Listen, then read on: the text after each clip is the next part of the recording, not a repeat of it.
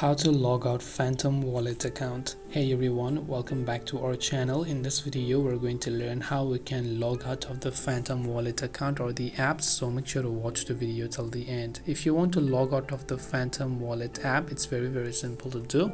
All you have to do is first of all launch the Phantom application here and just make sure that you're actually signed in. So you'll also be currently able to see that I'm currently signed into my account, and if I want to sign out, what I have to do basically is to tap on the gear icon from the top left of the screen here, and from here you want to simply go to security and privacy.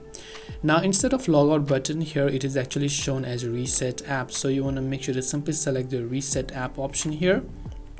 It says reset and wipe app. This will remove all existing accounts and data, so which means that you have to re-log into your account just like this, and this way you'll be able to log out of Phantom Wallet account. Hope this video was very helpful.